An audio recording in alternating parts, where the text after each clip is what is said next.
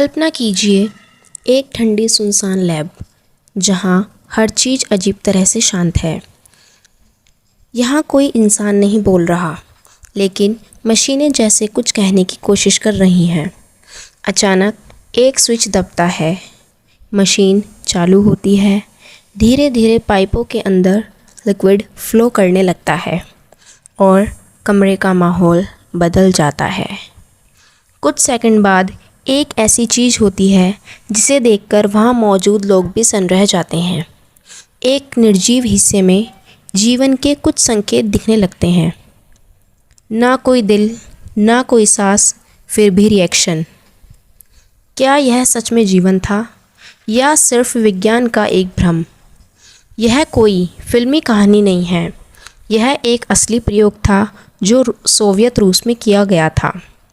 और इस प्रयोग के पीछे था एक नाम, सेर्गेई ब्रुखोनेंको। यह एक ऐसा वैज्ञानिक था जिसने मौत को समझने की कोशिश में विज्ञान की सीमाओं को इतने आगे बढ़ा दिया कि दुनिया डर गई। तैयार हो जाइए, क्योंकि यह सिर्फ कहानी विज्ञान की नहीं है, यह इंसानियत, नैतिकता और उस सीमा की है जहाँ से आगे शायद हमें नहीं जाना चाहिए। सेर्गेई ब्रुखोनेंको एक साधारण डॉक्टर नहीं थे, वह एक दूरदर्शी फिजियोलॉजिस्ट थे। उनका जन्म 1890 में हुआ था।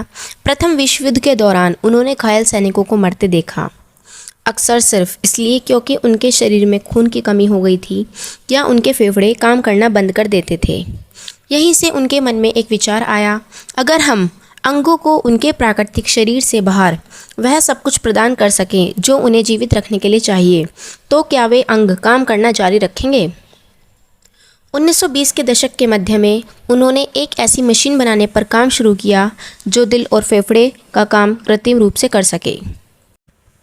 1920 के दशक के अंत तक ब्रुखोनेंको ने अपनी मशीन तैयार कर ली।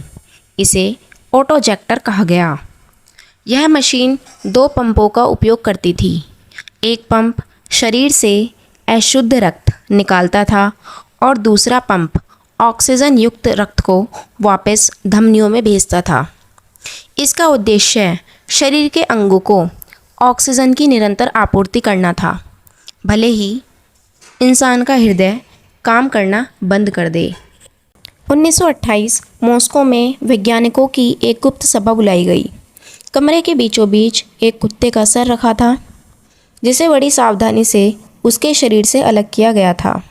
गर्दन की आर्टरीज को मशीन की रबड़ की पाइपों से जोड़ दिया गया।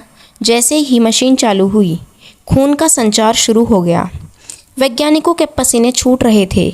अचानक कुत्ते की नाक फड़कने लगी। उसने एक गहरी सांस लेने की कोशिश की, लेकिन उसके पास फेफड़े नहीं थे। हवा सीधे उसकी कटी हुई नली से बाहर निकल रही थी।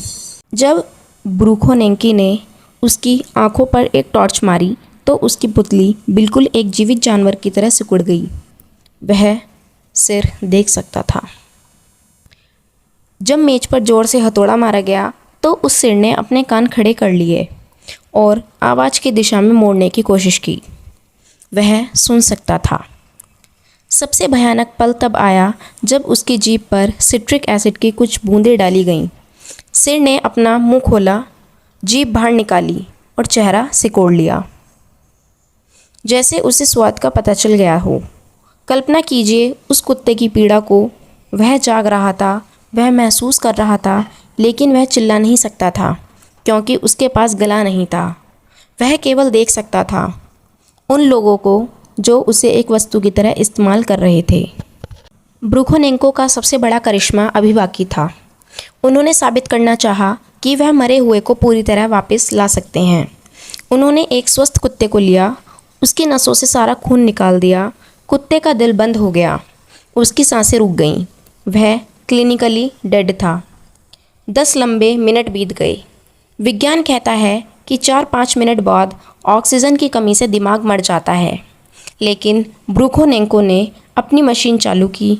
धीरे धीरे उस लाश में गर्माहट आने लगी, धड़कन वापस आई और कुछ घंटों बाद वह कुत्ता अपनी आंखें खोल चुका था। अगले दिन वह खड़ा हुआ और तीसरे दिन वह लैब में अपने पूँछ हिलाते हुए घूम रहा था। उसने मौत को हराकर वापसी की थी। जब इस प्रयोग की film experiments in the revival of organisms 1940 में डॉक्यूमेंट्री के रूप में दुनिया के सामने आई तो दुनिया आश्चर्यचकित रह गई। हालांकि कुछ लोगों ने इस फिल्म को सोवियत प्रोपेगेंडा कहा तथा चर्च ने इसे ईश्वर के काम में दखल कहा तथा वैज्ञानिकों का मानना था कि सिर को कभी शरीर से पूरी तरह अलग किया ही नहीं जा सकता।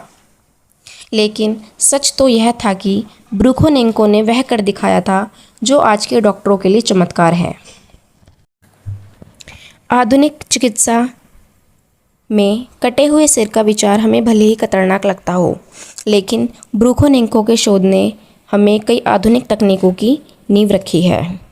आज दिल के ऑपरेशन के दौरान जिस मशीन का उपयोग होता है वह ब्रूखोनेंको के ऑटोजेक्टर का ही उन्नत रूप है। अंगों को शरीर से बाहर जीवित रखने की तकनीक से ही आज अंगदान और ट्रांसप्लांट संभव हो पाया है। गंभीर चोटों के बाद पुनर्जीवित करने की प्रक्रियाओं में उनके सिद्धांतों का उपयोग किया जाता है।